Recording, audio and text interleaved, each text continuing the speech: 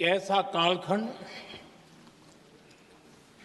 जो हमारे सामने इतिहास की अनगिनत घटनाओं को अपने सामने लेकर के आता है। ये चर्चा सदन की प्रतिबद्धता को तो प्रकट करेगी, लेकिन आने वाली पीढ़ियों के लिए भी, दर पीढ़ी के लिए भी ये शिक्षा का कारण बन सकती है अगर हम सब मिलकर के इसका सदुपयोग करें तो। आदरणीय अध्यक्ष जी, एक ऐसा कालखंड है जब इतिहास के कई प्रेरक अध्याय फिर से हमारे सामने उजागर हुए हैं।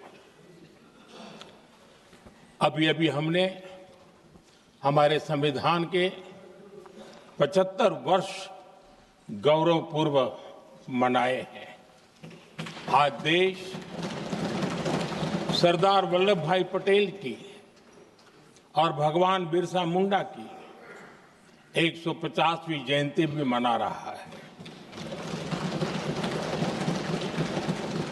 और अभी अभी हमने गुरु तेग बहादुर के 350वां बलिदान दिवस भी मनाया और आज हम वंदे मातरम की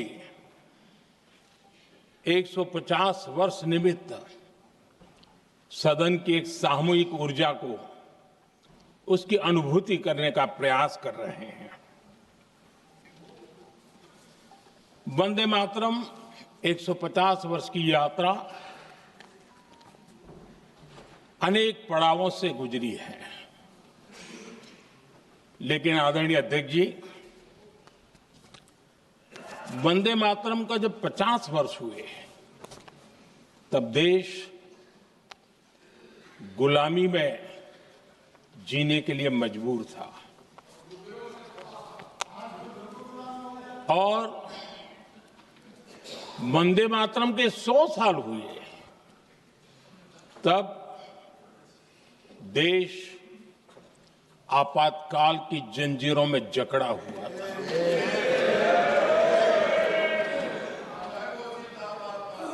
जब वंदे मातरम 100 साल के अत्यंत उत्तम पर्व था, तब भारत के संविधान का गला घोंट दिया गया था। जब वंदे मातरम 100 साल का हुआ, तब देशभक्ति के लिए जीने मरने वाले लोगों को जेल के सलाखों के पीछे बंद कर दिया गया था। जिस वंदे मातरम के गीत ने देश को आजादी की ऊर्जा दी थी, उसके जब 100 साल हुए तो दुर्भाग्य से एक काला कालखंड हमारे इतिहास में उजागर हो गया। हम लोकतंत्र के गिरोह में थे।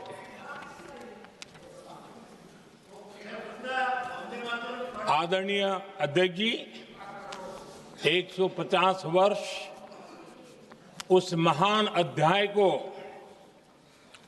उस गौरव को पुनः स्थापित करने का अवसर है और मैं मानता हूं सदन ने भी और देश ने भी इस अवसर को जाने नहीं देना चाहिए। यही वंदे मातरम है जिसने 1947 में देश को आजादी दिलाई। स्वतंत्रता संग्राम का भावात्मक नेतृत्व इस वंदे मातरम के जयघोष में था। आदरणीय अध्यक्ष जी, आपके समक्ष आज जब मैं वंदे मातरम 150 निमित्त चर्चा के लिए आरंभ करने खड़ा हुआ हूं, यहां कोई पक्ष प्रतिपक्ष नहीं है, क्योंकि हम सब यहां जो बैठे हैं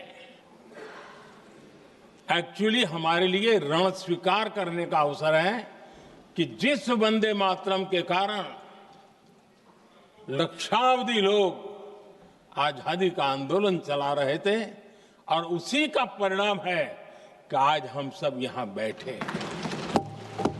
और इसलिए हम सभी सांसदों के लिए, हम सभी जनप्रतिनिधियों के लिए वंदे मातरम के रण स्वीकार करने का ये पावन पर्व है।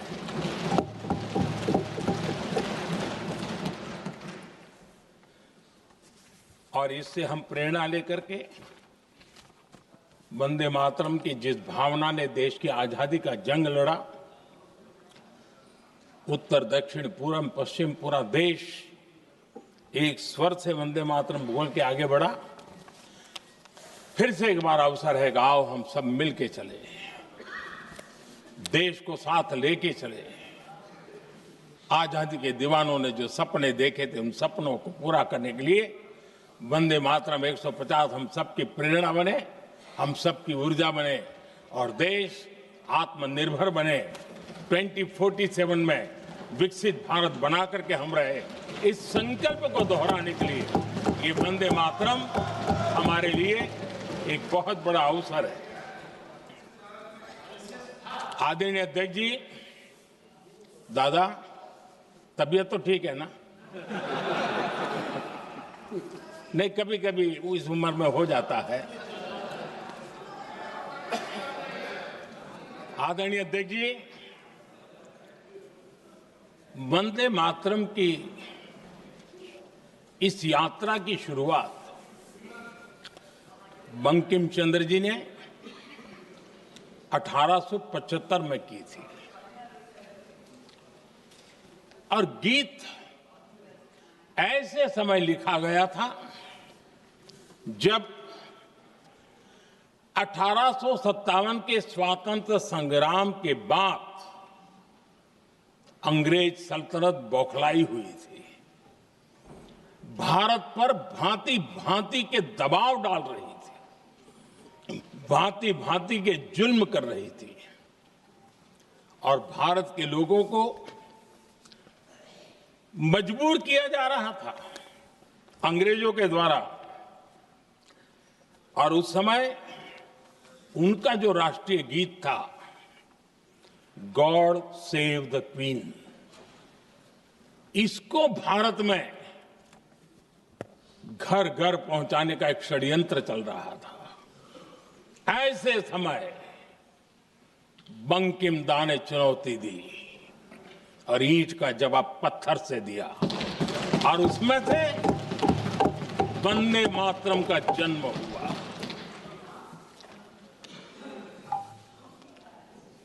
इसके कुछ वर्ष बाद 1882 में जब उन्होंने आनंद मठ लिखा तो इस गीत का उसमें समावेश किया गया। आदरणीय अध्यक्ष जी, वंदे मातरम ने उस विचार को पुनर्जीवित किया था जो हजारों वर्ष से भारत की रग रग में रचा बसा था।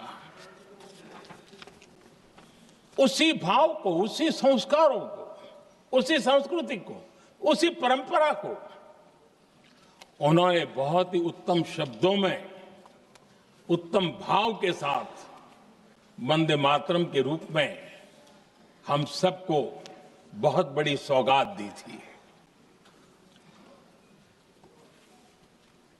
वंदे मातरम ये सिर्फ केवल राजनीतिक आजादी की लड़ाई का मंत्र नहीं था। सिर्फ हम अंग्रेज जाए और हम खड़े हो जाए, अपने राह पर चले, इतने मात्र तक वंदे मातरम प्रेरित नहीं करता था।